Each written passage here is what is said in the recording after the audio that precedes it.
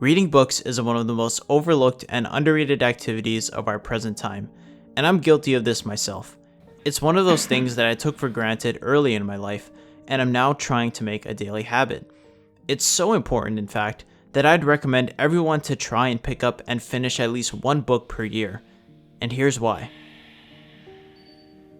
1. A poor first impression. Y'all know I don't fuck with books! -EXP. Most of us are introduced to reading at a young age through academia.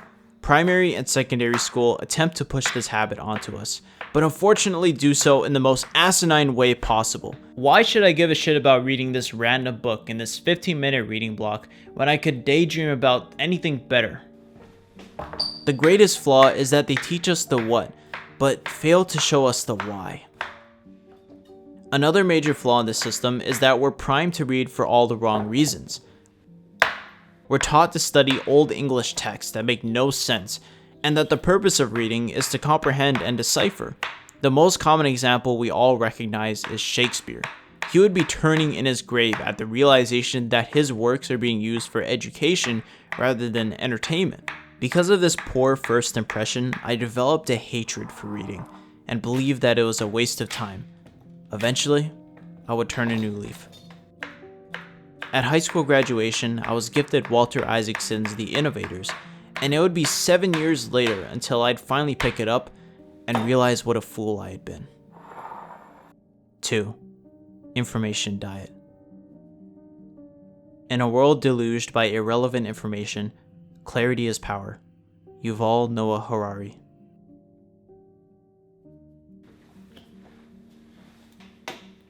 Whenever I'm at the coffee shop waiting for my order, on break time at work, or basically any situation that involves waiting, you won't see me on my phone. That's because I'm on an information diet. Yuval Noah Harari has discussed this concept on numerous podcasts, recommending that just as we have a diet for the food we are eating, ensuring we don't eat dirty or in excess, we should have a diet for the information we consume as well. Reading books can provide us with this high quality information that has been researched and well thought out. Alternatively, examples of junk information include pornography, exaggerated news, and even Instagram posts to an extent. Is it truly essential that I know the happenings of acquaintances that I've broken contact with? Of course not. If we consider how humans have lived before the digital revolution, the only world we've known about is the one right before our eyes. The immediate activities, relationships, and environment that we live in. I grew up with the TV and internet, which began to change this fact. And now with smartphones, we have infinite access to information, aware of events happening all over the world at any time at breakneck speed. But more information isn't always better. The fact is, our brains have limited capacity for information, and too much of it can actually make us stupider. Sometimes we're better off uninvolved. Now, there's nothing wrong with entertainment, but we should still be selective here. Are you watching a TV show with characters and a coherent storyline, or is it a TikTok that follows no such format? Can a 45-minute episode of AMC's The Walking Dead be equivalent in quality and value as 45 minutes worth of TikToks? Not so. Longer format content like TV shows, podcasts, and in this case books, oftentimes deliver a better experience. 3. Reading to enhance empathy. If you see the world through fragments, your empathy often doesn't kick in the way that it does when you engage with something in a sustained, focused way. Johann Hari. Another good reason why I use social media sparingly is that it brings out poor qualities in people that I find aren't truly indicative of humanity.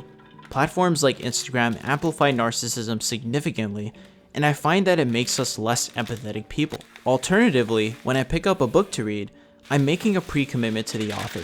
I'm telling them that they have my eyes and attention from front to back cover, that I'm willing and able to give them a chance for them to prove their philosophy to me. As a result, I get a much deeper understanding of that person's mental. This is especially the case with fiction.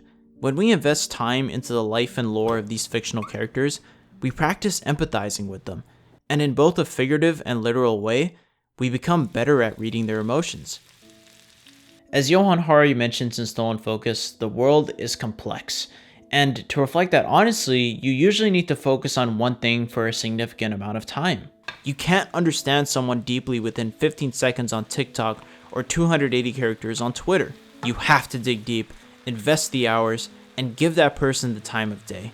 That is where true human empathy is born. Conclusion: the learning never stops. The more that you read, the more things you will know. The more that you learn, the more places you'll go. Dr. Seuss. Many people in this world look forward to retirement as a sort of relief, that they'll at last never have to work hard ever again. They might even conclude that they've achieved full mastery of life, that there's nothing else to learn. But in this way, retirement relinquishes us from the learning experience, essentially inviting degradation of the mind and body. The truth is, the learning never stops, not until we reach death's door. Life is a constant uphill climb where there's always a new horizon worth exploring, a new skill worth learning, and a new activity worth doing. And our curiosity in reading is just another one of those things that keeps life interesting. For myself, as I continue to read, I hope to share even more of my insights in a never-ending journey to become better.